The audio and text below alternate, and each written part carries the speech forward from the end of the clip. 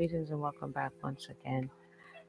This is Imuna. I pray everybody is doing well. We're going to jump into it. I've been getting a lot of feedback on some of my commentary on the books. So I said, you know what?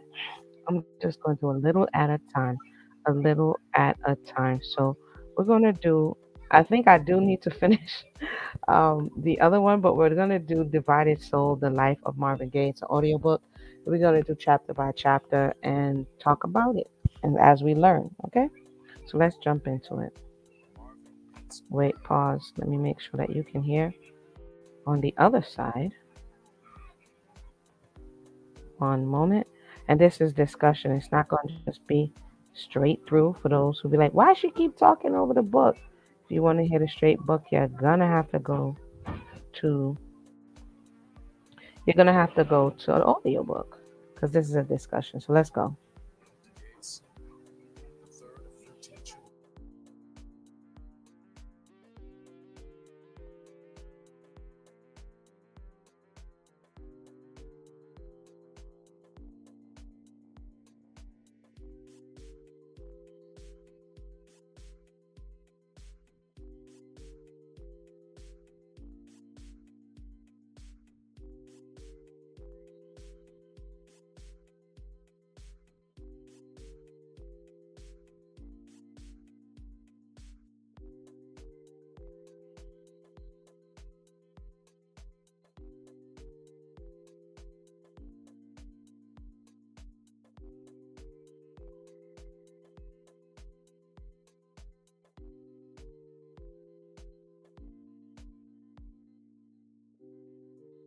Pentecostal Christianity. If you want to understand my religion and the spirit I received as a child,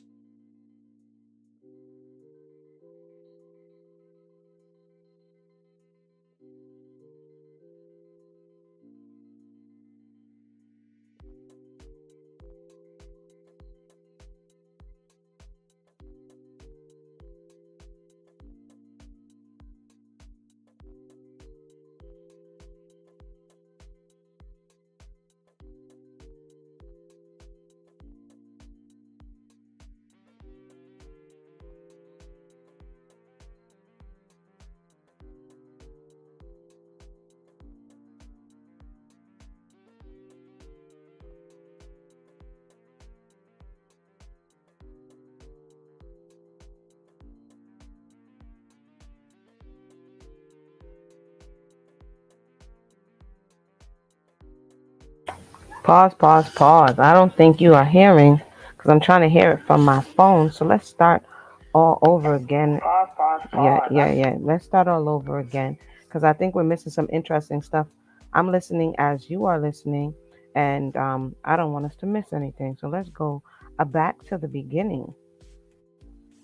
Let me make sure my background is clear. Give me 1 second so I can have a clear division between when we start. So let me run this real quick and get all the kinks out.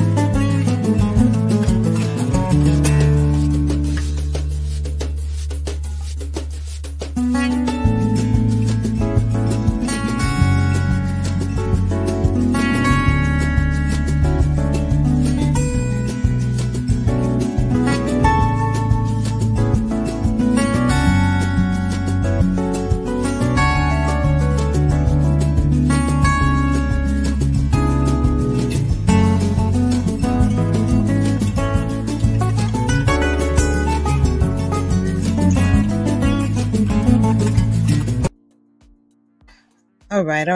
I am back. My apologies for that. So let's try this again, starting from the top.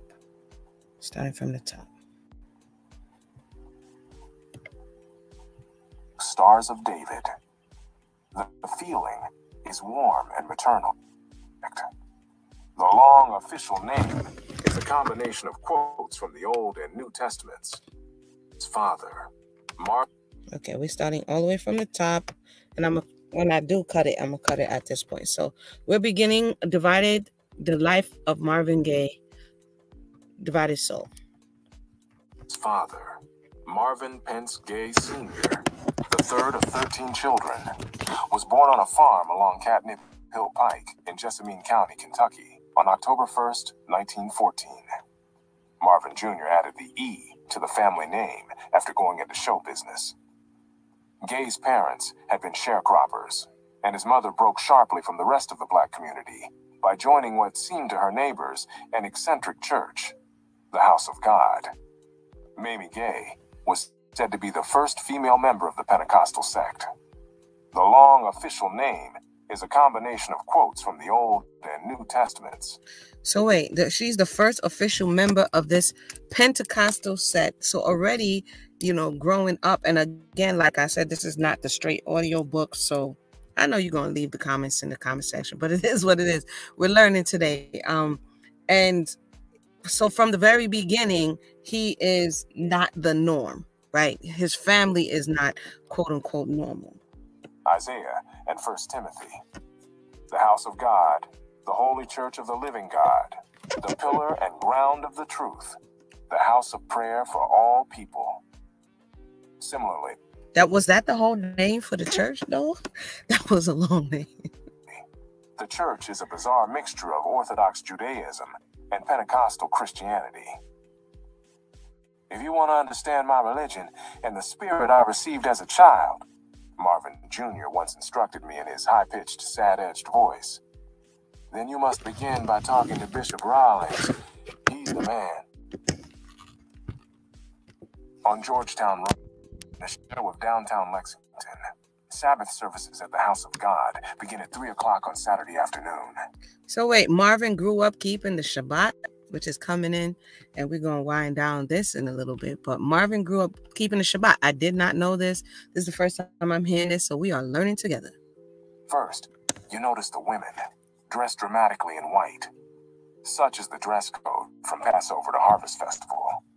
This is a Christian church where only Old Testament holidays are honored. He wanted to sound a little bit like he had a little bit of Hebrew Israelite in him. They're keeping the Shabbat, Shavuot, Sukkot. This is very interesting. Dogma is strict. Evident. The elders and deacons refer to one another by title, but the sight of the women in white is touching. Their heads are covered with white pillbox hats, lace flowing from the back, the crowns adorned with pale blue stars of David. The feeling is warm and maternal. The women take on the appearance of spiritual nurses, and it's easy to see why a young Marvin Jr. was so deeply comforted by the church. The church women, he remembered. Oh, how they loved it when I sang. They'd hug me and smother me in their huge breasts. I liked the way that felt, being able to please them with my voice. The gospel music in the house of God is traditional, wildly emotional, loose, and free.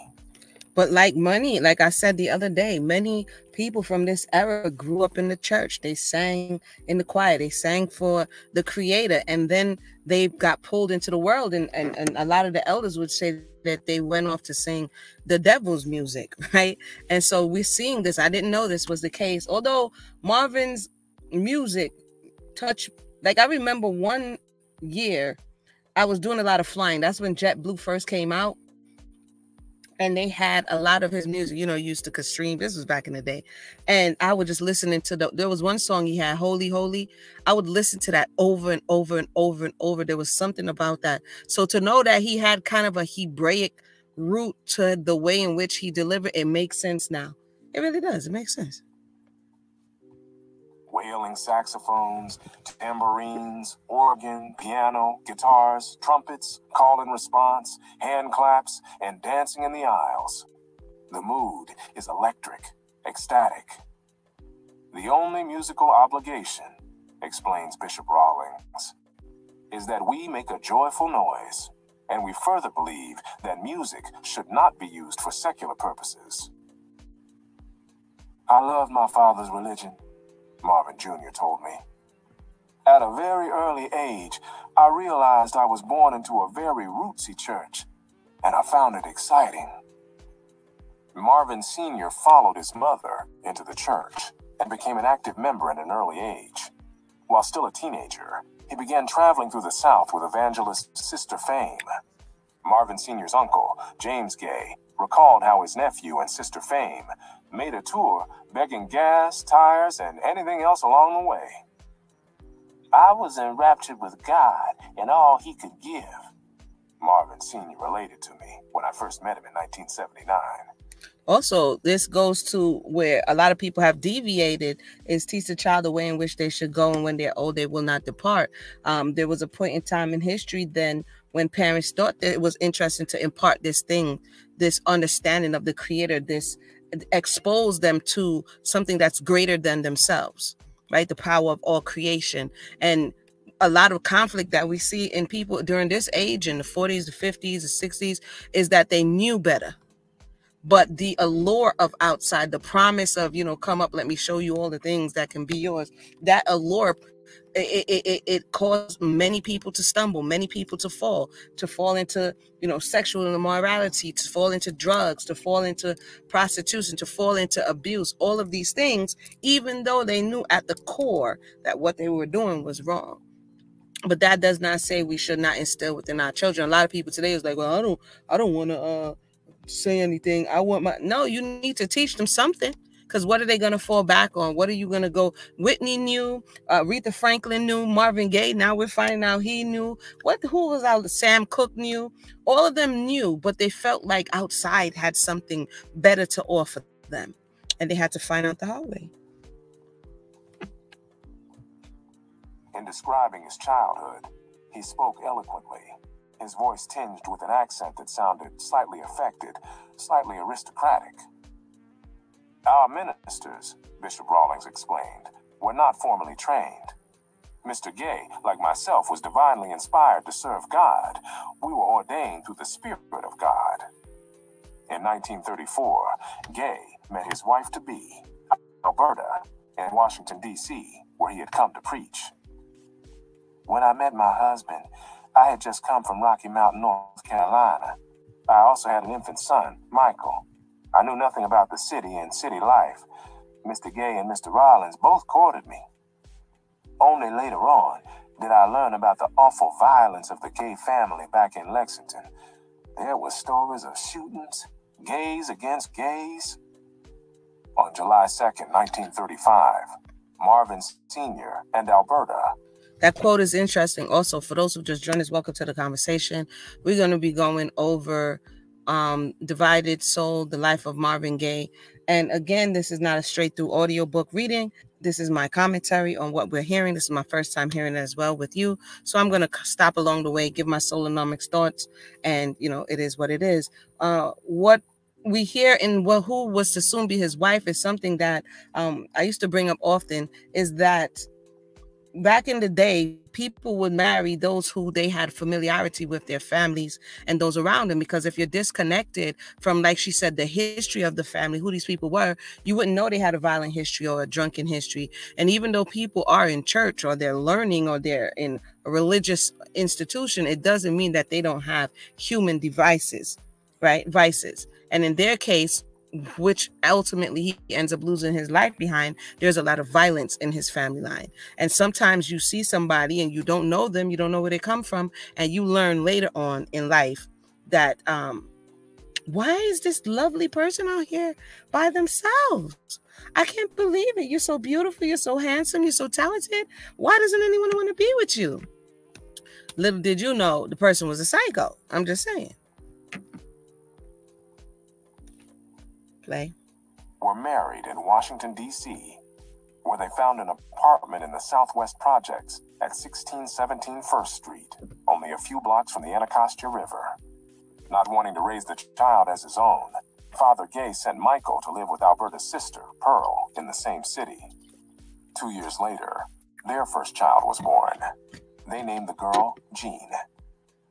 "It was important to me that I have a male child," Mr. Gaye said in the living room of the Gramercy Place home when I interviewed him with his wife by his side in 1982. Wait, hold up. Did he do the get this dude out of here? Did he, or the girl, did he send the child away to live? So he sent, so wait, let me get this straight. He gets with this woman who has a child.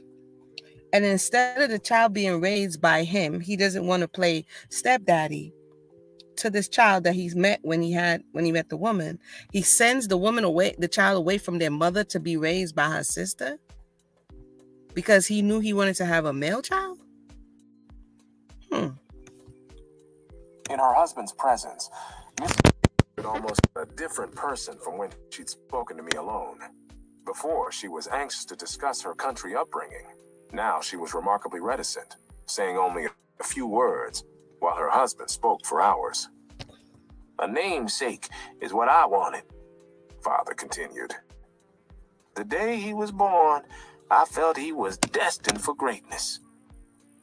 My husband never wanted Marvin," Mrs. Gaye told me. "And he never liked him. He used to say..." Wait, okay, I'm getting it now. You know, sometimes the way the book is reading, they're talking about Marvin Gaye's parents. So the father is having this revisionist view of history of how it happened, and the mother is telling a different story. Okay, I get it now. Let's go. "That he didn't think he was really his child. I told him that was nonsense. He knew Marvin was his, but for some reason, he didn't love Marvin." The tragic triangle was established at birth. Father and son competing for mother's love, a tension that only grew over the years, finally exploding in 2 angry blasts of gunfire. And that's actually how he lost his life. But it's interesting to see the beginning of the story. I always talk about how the dots connect. There's many men, and I said it the other day, talking about the 90-day fiance situation. There are many men who get jealous over their son or even their child, period. But more, even if it's a son, that the mother is now giving more attention to. She has to feed the child. She has to nourish the child. She has to help grow the child up. And some men who did not necessarily get their mother's milk, didn't get the breast time, didn't get that lap time, or feel as though no one else should, they become jealous over their own progeny, right? It's a thing. It actually happens. Marvin Pence Gaye Jr. was born at Freedman's Hospital in Washington, D.C. on April 2nd, 1939, a Sunday, the same day of the week he died. In the same city, exactly 1 week later, the great black contralto, Marian Anderson, barred from singing at Constitution Hall by the Daughters of the American Revolution, would perform at the Lincoln Memorial before 75,000 spectators on Easter morning. "My father told me the story," Marvin remembered as an adult, "and it made a deep impression upon me. I felt a kinship to Miss Anderson, just as I'd always felt a great kinship with Mahalia Jackson. These were triumphant women. They were among the greatest singers the world had ever known. Early on, I realized, largely through dreams, that I too was destined to be such a singer." A spiritual, childlike egocentricity would be one of Marvin's lifelong characteristics. And we also to note that at that time, singing and dancing and entertainment was like the same thing it is now. Like rapping, playing basketball, it's your way to get out of where you are. Like everybody wants to be a rapper now, and not so much a singer, but everybody wants to be a rapper or athlete or whatever the case may be. It's the same that it was then. You know, you see stars in your eyes. You see the ability to, even in your brokenness, because there's a lot of stars who, but it's through their brokenness that people are. If you notice that the people who are the most magnetic are the people who are most broken. That's, if you observe, like Mike and, you know, even Marvin Gaye and certain people who seem to just draw people onto them. If you look into Marilyn Monroe, people like this, you'll see a level of brokenness internally that for some reason or another people are attracted to. His father shared the same quality of self-centeredness. "I knew my powers as a man of God were extraordinary. said Gaye Sr. one afternoon as we sat in his bedroom on Gramercy Place and listened to gospel tapes while he pontificated on his past. I believed that there was nothing I couldn't do. I had the power to heal. In his early life, Marvin had access to the keyboard, which he learned totally by ear. Even as a preteen, he had developed into a fine, two-fisted country church pianist. He could also play heartfelt blues.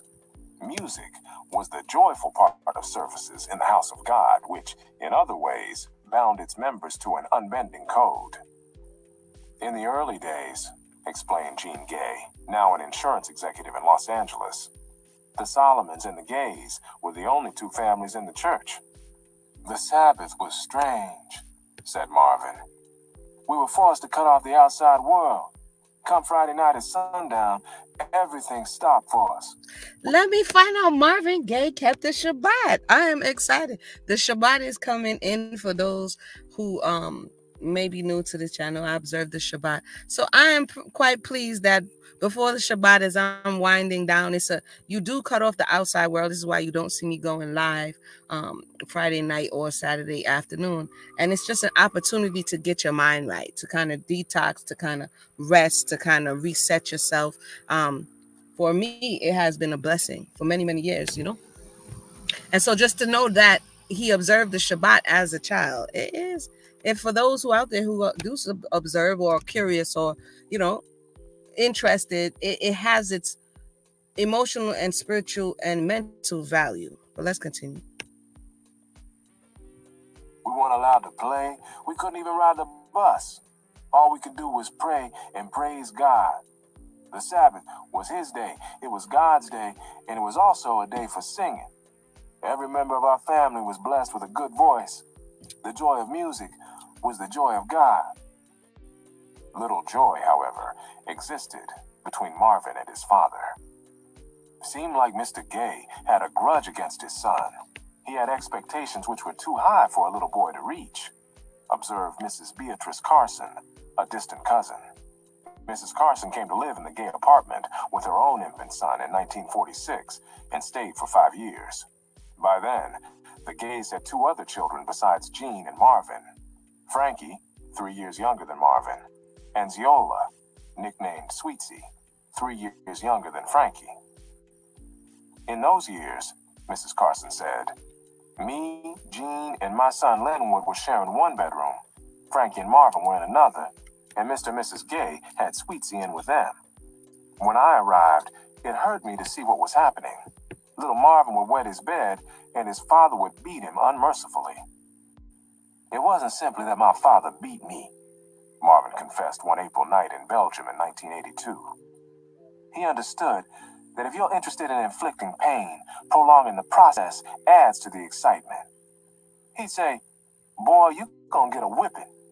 Then he'd tell me to take off my clothes and send me to the bedroom I shared with Frankie. He'd make me wait an hour, or even more, all the while jangling his belt buckle loud enough so I could hear. So the father was into mental torture and physical torture, as based on what Marvin is sharing. So it was a culmination of all the things aforetime. There's some parents, even at that time and before, who see children as a liability. We hear in recent times that terminology being labeled onto children, right? That they're not a benefit, they're a liability. And some parents, even in today's space and time, have expectations of children that are not realistic. You expect them to know that which you did not teach them. And so for a child to be wetting themselves, a young child, there's something going on. Either they're drinking or eating too close to bedtime, or they're afraid. There's something going on in the environment that is associated with fear, oftentimes, because the kidneys are linked with fear, that is causing this young man to pee on himself. And based on his story, there's some animosity from the father to the child because the father is the adult. And so it's interesting to see how these type of things developed and why people from this generation and the one after don't see a lot of these things as abuse, although they were abuse. For those who just joined us, welcome to the conversation. I get a lot of positive feedback on our book reviews. I'm going to try to behave myself and stay on topic. So we're going to continue to do this and see how it goes. Okay. So thank you for joining us, but we're going to continue reading or listening to Divided Soul, the life of Marvin Gaye. The only way to short circuit the agony was to provoke him even more and just get the beating over with. When he finally struck me, I knew children know these things. That something inside him was enjoying the whole thing. Certain he could never win Father's approval, Gaye sought his attention through antagonism. For the rest of his life, Marvin would express his need for affection through provocations of violence, the perverse pattern of behavior which would literally kill him. All the children were very scared of him, Mrs. Gaye told me. I tried to protect him as best I could, but I was very frightened myself. Did she ever? I want to pause here because we've had that conversation over and over. It wasn't going on in the 40s, and it wasn't going on in the 50s, and it wasn't until welfare. This man is born, what did they say, 1939, if I'm not mistaken? Correct me if I'm wrong, because I'm not taking notes, which I usually do. But you know, the woman, oftentimes she's put in a precarious situation. If she doesn't have her own ability to sustain, then she has to endure the abuse. And even though she tries to protect the children, they're enduring abuse. And the man in this situation is there terrorizing the whole family unit. That's causing what would inevitably be the end of this talented person's life. So we're gonna listen. Or think of leaving him? Yes, Mother Gaye answered. No, Mother Gaye. No, Mother Gaye. You never thought of leaving that man. What are you saying? Because I felt a loyalty and responsibility. I also felt sorry for him. What did we talk about yesterday? About feeling obligated and obligating to covering for someone who's abusing you. We needed help, so I stuck with him. Mr. Gaye's violent streak, Mrs. Carson said, was especially sad and hurtful because he'd tell me how his own father back in Kentucky would beat his wife, Mr. Gaye's mother. He described the blood and horror he saw. Living with. So feeling sorry for other people, he can't help himself. So they usually tell you the story in the beginning. This is what I saw.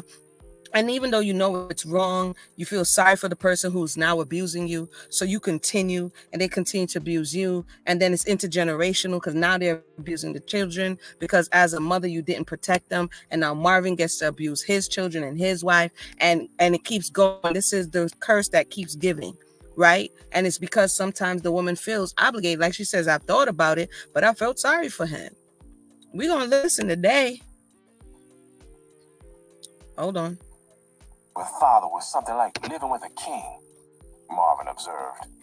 A very peculiar, changeable, cruel, and all-powerful king. You were supposed to tiptoe around his moods. You were supposed to do anything to win his favor. I never did. Even though winning his love was the ultimate goal of my childhood, I defied him. I hated his attitude. I thought I could win his love through singing, so I sang my heart out. But the better I became, the greater his demands.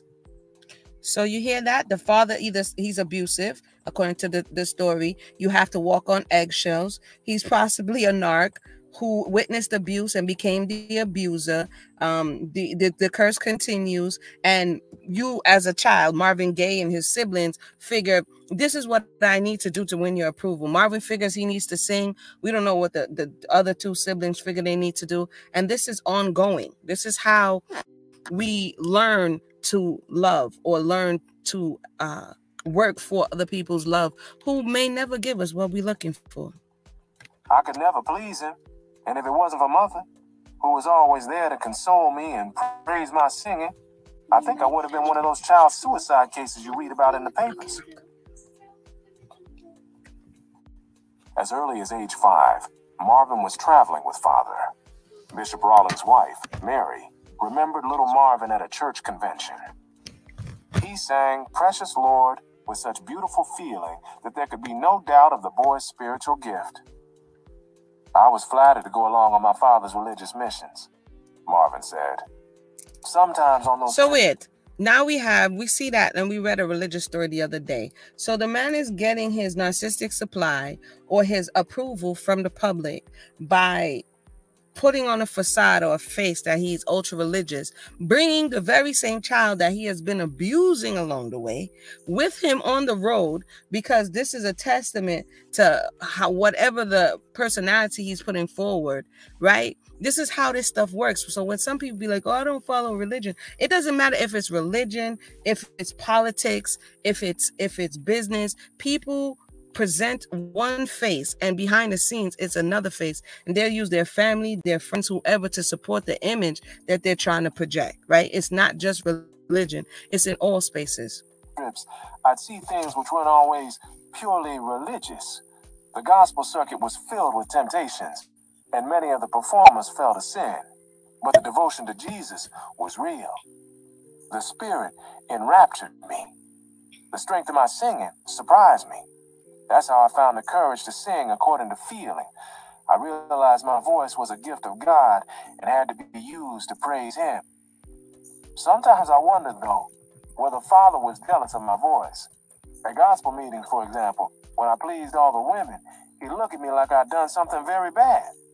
He hated it when my singing won more praise than his sermons. Father Gaye's relationship with the church had undergone several changes. In the late 40s, the House of God split.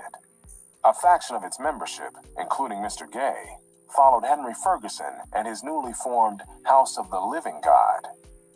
The division, said Bishop Rawlings, was caused by a disagreement over the name. We couldn't accept a change in the original name. Though Mr. Gaye went with a new group, there really wasn't any congregation for him to lead in Washington. He was a lay person with a title. In 1949, when I was named Bishop of the House of God, he rejoined us, and in the early 50s, he headed our Board of Apostles. Mr. Gaye spoke to me of a church he had on East Capitol and 17th Street in Northeast Washington, D.C. But Mrs. Carson and Jean Gaye claimed that when Father was still preaching, he did so only at home or in small storefronts, rented for single Saturday afternoons. By the mid-50s, Bishop Rawlings remembered, Mr. Gaye had grown disenchanted with the church and went into seclusion. He never did much after that.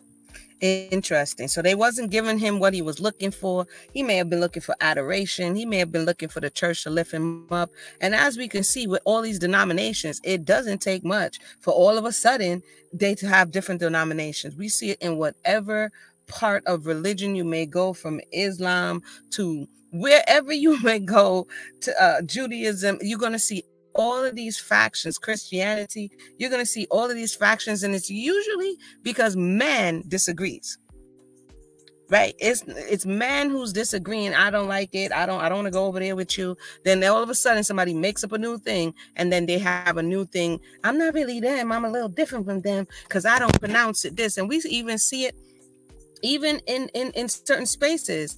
Do you have the name revival? You say, I don't pronounce it like this. If you pronounce it like that, then you got to be over there. And it continues. So there's nothing new under the sun. Nothing new under the sun. By the time I was a teenager, all during the 50s, Marvin said, Father's relationship with the church had faded. That seemed to make him even angrier and more secretive. That's when he lost his healing powers. Thus, as a child and adolescent, Marvin Gaye witnessed his father abandon his spiritual obsessions for other, more worldly matters. Gaye Sr. was a divided soul. As an adult, Marvin mirrored the same division. Teach the child in the way in which they should go. They are watching. They are watching. They're paying attention. They're hearing what you say. So somewhere along the line, you get disenchanted, right? Maybe you weren't in it for the right reason. Some people say, I'm glad I'm not religious. If you follow man, you're going to fail every time. Because cursed be the man who put his trust in man. So if you follow mankind, you're going to fail every single time, because man is not without what they say sin. Man is not infallible. Man makes mistakes. And some people put so much trust in man, so much trust in the pastor, so much trust in the leader, that when they stumble, they blame it on the creator. They'd be like, oh, the creator. No, it's man. That's who you were following. We even see it recently. People put this man KS up on a pedestal. It doesn't, and made their own new religion. Religion just means that which binds, and this specifically, when you look at religion, it's talking about to bind. They bound themselves to a certain of principles, and they follow this man to wherever this person may lead, blindly, many. You know what I mean? So there's people all over who become disenchanted with what's going on in their, like they call it, church hurt, and not realizing it's one of the that had no powers before the creator. Oh boy, the computer is hating on the kid. We're going to listen to a little more. Let me know if you're enjoying this, guys. Let me know if you're enjoying it. I'm enjoying it. You can definitely listen to it straight through if you want, or you can rock with us and have said conversation. So let's continue for a little bit more, and then I'm going to go get ready to wind down for the rest of the week. During half his son's childhood, father fervently preached. During the other half, he turned into an entirely different sort of man. Feelings of sexual inadequacy permeated the life of Marvin Gaye Jr. Complicating matters even more was his father's sexual ambivalence. Both men saw sex as a dangerous force that threatened and finally destroyed their peace of mind and the virtuous life they aspired to lead. Dewey Hughes, now an entertainment business executive, went to Randall Junior High School with Marvin and lived in the same neighborhood. Like many of us, Marvin was a boy in pain. He was into singing. That was something you could never kid him about. And he was also very shy, very afraid of girls. He wore his sensitivity on his sleeve. I don't think there's any doubt that he was ashamed of his father. It was evident to us that Mr. Gaye was a flamboyant and extremely effeminate man. Oh, chill! I didn't know that. So wait a minute. Do you see what the benefit? The name. What's in a name? There's power in the name. So Marvin Gaye's father was. Now y'all want to make me look up who his father was, but I don't get enough battery on this here thing. So this thing is saying his father was effeminate, abusive towards the son. The son is shy, don't know how to speak to women. And now he develops, because your sexual energy is in what some would say the second chakra, right? The sacral chakra. What just means energy point, that space on you. So if his root, which it is, well, from what we're hearing, the root is destabilized. The root is unstable because he's peeing on himself. He doesn't have security in the household. So that energy, it did not get to form properly. It did not get to root properly. He's not secure in this space.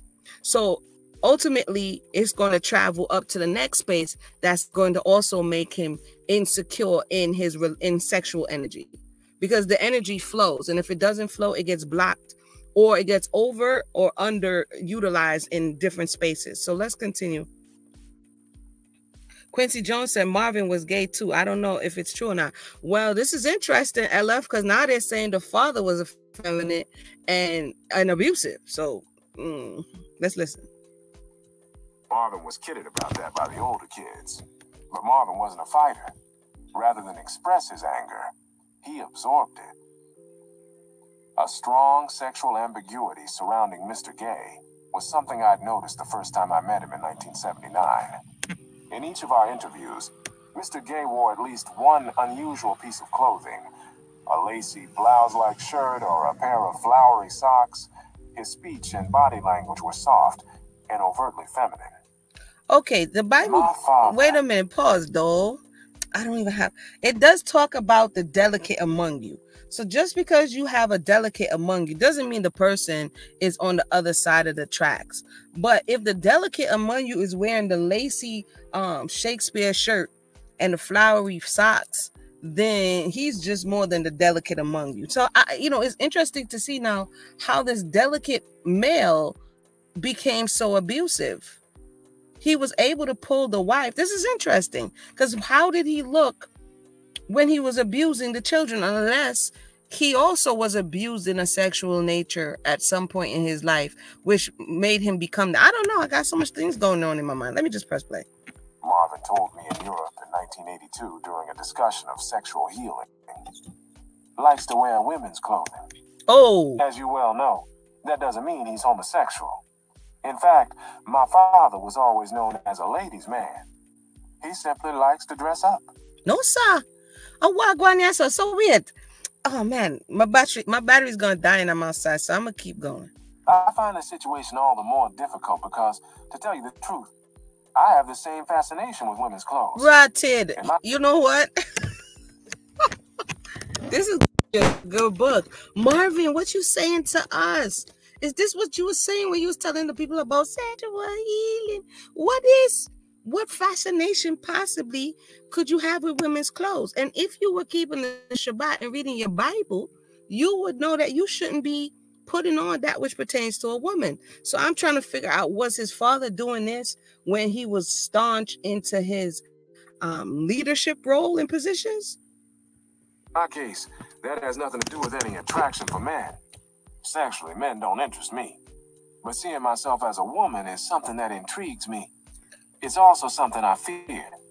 I indulge my... I can't with you, Ella. Ella said, Father, Father, there's far too many of you crying. That gives a whole new meaning to Father, Father. It sure does. Self only at the most discreet and intimate moments. Afterward, I must bear the guilt and shame for weeks. Shame and guilt haunted Marvin as a child. I wanted to beat the shit out of the guys when they teased me about father, Marvin said. I wanted to smash their faces and cut their throats. Misplaced anger, Marvin. Misplaced Marvin. Where is all of this anger going?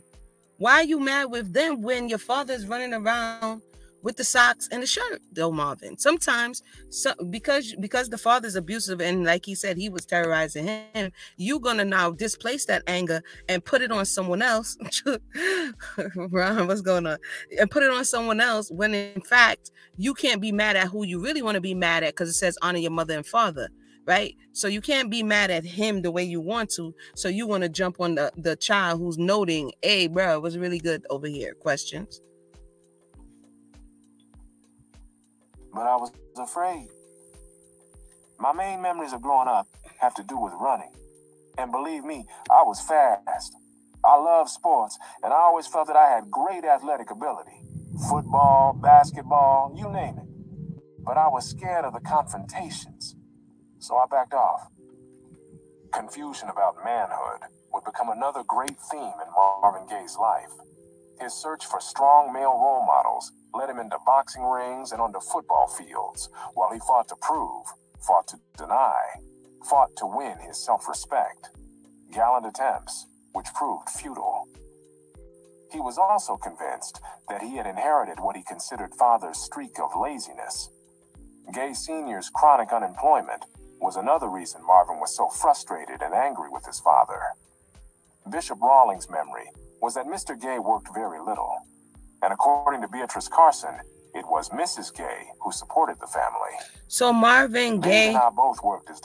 his father was workless. Not only did he have an inclination to his wife's clothing, I don't know where he would be getting his clothing from. He ain't want to work either. For those who just joined us, welcome to the conversation. We are going over Divided Soul Commentary, Amuna Style, Solonomish, hashtag, the life of Marvin Gaye. This is the very first part. We're going to come back again. I think I'm going to stop at 20 minutes because the sun is dropping on this side, but we at 18 and 36. So we're going to ride a few more minutes and then we'll come back next time. Domestics. We'd cook and take care of the kids. We'd mop and clean and do whatever was needed. During the winters, we'd stand on the corner when it was 15 degrees with freezing sleet and snow coming down while we waited for the bus to take us to Maryland or Virginia. I never did know Mr. Gaye to work. No, sir. Among the several sins I got from father, Marvin stated, is a love of loafing. Neither of us particularly likes to work. The difference is, I finally made money, while nothing, not even the sight of mother cleaning rich people's toilets for slave wages, could ever motivate father to abandon his life of leisure. Oh, he had it made. The king and his secret life. As an adolescent, Marvin was stimulated by the overriding powers of sex and singing. Those two preoccupations often merged into a single psychological force, which brought both pleasure and fear, as Marvin sought the courage to move from fantasy to performance. As a preacher's son, Gaye felt alienated from the normal world of teenagers who played baseball in sandlots and kissed girls on park benches. Music was a way for Marvin to ease into that world, to gain acceptance while expressing his romantic soul. So for those who just joined us, so far we are in the beginning of the book. We've learned about his early childhood, the fact that they were in a Sabbath-keeping church, and his father was a minister or a teacher, a leader in the church. Later on, he becomes disenchanted. He was abusive to Marvin and his siblings and his mother. The father is walkless, according to what the conversation is. And you know, and the father has an inclination towards women's clothing, and he acts a bit effeminate, which the other children teased Marvin about, and he was indifferent about, but he was too afraid of confrontation to really fight anyone. So he had all of this brewing inside of him, and the way he got his love and adoration was through singing. This was the vehicle by which he got the things that he needed. So this is where we're at. We're going to go a little bit more. Junior high, remember Dewey Hughes, was when the serious singing began. In the hallways, between classes, all the time. A lot of the guys thought we were sissies. They were also jealous that our singing attracted the girls. In 1954, the Gays made their first move. The buildings around First Street were being torn down, and the family was sent to a new group of projects in the far northeast quadrant of the city, smack against the Maryland District line, the East Capitol dwellings. Geraldine Trice Adams, called Peasy, lived down the street and became a close friend and protector of Marvin's. It didn't look like Marvin's daddy ever worked too much, said Peasy. He'd sit on the porch and water the lawn. He was a little snarly, and Lord knows he stayed on Marvin's case. Seemed like Mr. Gaye was riding a gravy train. Well, we're going to pause there at 20 and 59. Mr. Gaye is on the gravy train. Homie don't want to work. I don't know who is buying him all of these frilly clothes. Where is he getting the money to buy frilly clothes and flower socks if he doesn't have a job? I'm going to go to commercial, and then I'll be back to close up. We are at 20 and 59, and we'll be back at another time to listen to more of this story.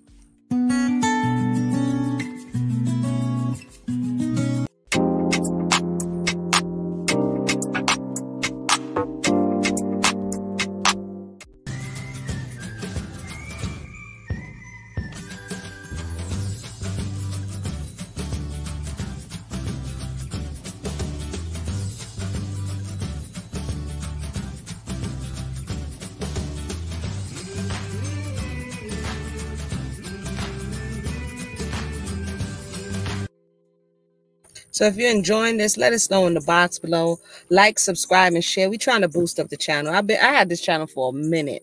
I'm going to be more purposeful and intentional with this. So let's continue to grow the channel so that I have the time and ability to come through more often and more on purpose. Okay. So with that said, thank everybody for tuning in. For those who are going to rest up today, enjoy your rest, and we'll see you on the other side.